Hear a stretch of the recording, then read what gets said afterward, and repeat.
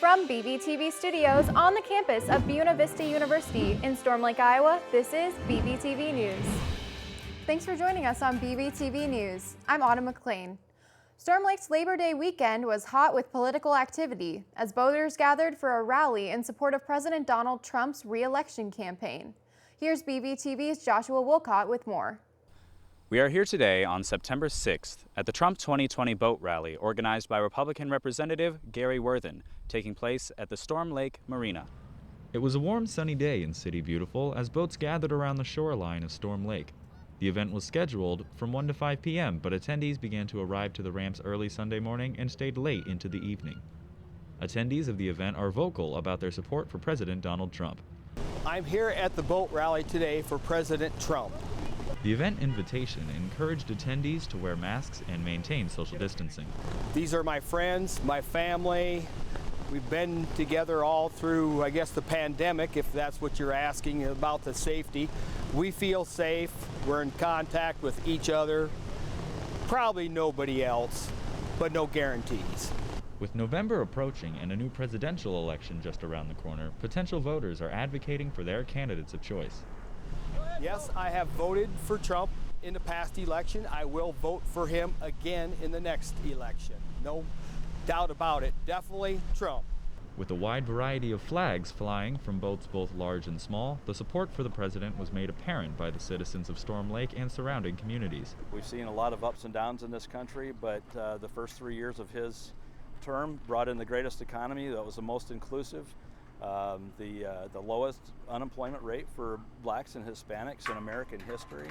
I think he's done a great job in spite of a lot of obstacles that have been placed in his way.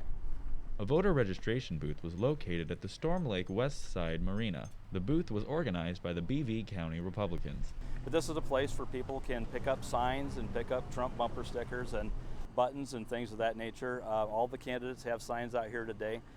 The Trump signs in particular are very difficult to get a hold of. I know there were 35,000 of them for the state of Iowa, and they're all gone. And so there's another shipment coming up here, but it'll be another week or so before they come, and we think that those will be gone very quickly as well. With plenty of participation, Williams and other supporters were pleased with the event turnout. I think the turnout's been pretty fantastic. We didn't expect what we saw in Okoboji here a few weeks back. But this, I think, is very good. With approximately 140 boats out on the water, Storm Lake has proved to be a hub for political activity and participation. As a pit stop for campaign trails, the political climate is heating up in the small town of Storm Lake. I'm Joshua Wolcott. This is BVTV News. BVU has seen a significant increase in the number of positive COVID-19 cases on campus in the past week. As of today, September 11th, the university is reporting 38 positive cases, an increase of 30 from the previous week. Kelsey Clausen, BVU Senior Director of Communications, said that some of these positive cases are students living on campus, but was unable to specify the numbers, saying the university is withholding this information from the public for the privacy of students. But as of last Friday, September 4th at 10:30, we have 19 active cases on campus in both students and employees. Some are on campus, so that is an update for you that I can share, and some students are off campus who have tested positive. Clausen redacted her statement after the interview, stating that the accurate number of cases on September 4th was in fact 8. With a discrepancy in reporting, it is unclear where the number of 19 positive cases came from. BVU has updated their case reporting from weekly to bi-weekly, releasing updated information on Tuesdays and Fridays going forward. BVU has officially opened a Test Iowa site on campus. Testing began in health services on Tuesday, September 8th. So testing began on Tuesday morning. BVU Health Services is running all the testing here on campus. Things are going really well. We are really excited to get a Test Iowa location here on campus. Clausen said the university does not plan to share the number of tests conducted at the BVU Test Iowa site with the campus community. Now it's time for stories from The Tech, BVU's leading news organization. The Plunge is a semi-annual event promoting student involvement in campus organizations. Despite some obstacles, the semester's plunge took place on the evening of September 3rd. A multimedia piece by Morgan Kroll shows how the event differed from years past with COVID-19 restrictions. BVU's art gallery has been transformed into an unconventional classroom. Hannah Perry reports on the frustrations of art students as studio spaces become less accessible, the hard truth that showcasing art in a traditional setting may not be possible this semester. To check out these stories and more, visit bvtac.com. And now, Tanner Frost with sports. The American Rivers Conference was the last Division III athletic conference in the nation to postpone their fall 2020 season. Unfortunately, the day student athletes were supposed to begin practice for their already shortened seasons. The ARC pulled the plug on competition. The news was announced the morning of August 11th, with hopes of rescheduling for the spring. However, an opportunity to have a fall camp as traditionally planned was presented to BVU athletic teams. This time is crucial for team bonding, extra practice, and adjusting to life under enhanced health regulations. Despite challenges faced by athletes during the 2 weeks preceding Welcome Weekend and the beginning of the fall semester, they persevered and took optimism from the experience. From the first day of class on, BVU student athletes continued to practice and lift with their squads, hoping for a continuation of what the preceding weeks proved was capable. But all students are now on campus, and soon the dynamic changed.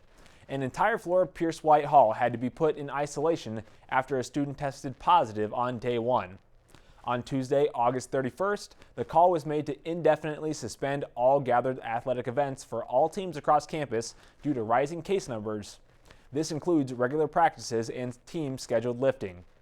The university says it remains hopeful that organized practice may resume later on in the semester if cases begin to decline. Autumn? COVID-19 has brought financial hardship to many small businesses across the country. However, Storm Lake has seen 3 new family-owned restaurants open during the pandemic. La Isla No. 2, a Nayarit-style Mexican seafood restaurant, opened March 16th. After loyal Storm Lake customers repetitively drove to South Sioux City to eat at La Isla No. 1, the DeLuna family decided that Storm Lake was a promising location to expand their business. Cafe Havana, a Cuban restaurant, opened their doors on June 28th. Maya Van Ona from Brooklyn, New York, and Romel Ona from Cuba wanted to bring the taste of Cuba to Iowa. Cafe Havana is the 3rd Cuban restaurant to open in the state of Iowa. The Ona family says they pride themselves on providing an authentic Cuban dining experience. And finally, Delicias Bakery has rebranded as Delicias Supermarket and expanded to a new location. Owner Diego Diaz said their new location opened August 1st with a fully functioning bakery. The expansion opportunity has led to the development of a supermarket and restaurant at the new location. The restaurant will have a unique Hispanic delicacy, trompo, on their menu, as well as a traditional menu items such as tacos, burritos, and nachos. That's all for this edition of BBTV News. But before we go, this show was recorded on September 11th. We'd like to take a moment to acknowledge the countless sacrifices made by first responders and those who lost their lives to terrorist attacks this day 19 years ago. We will never forget. We'll see you next time.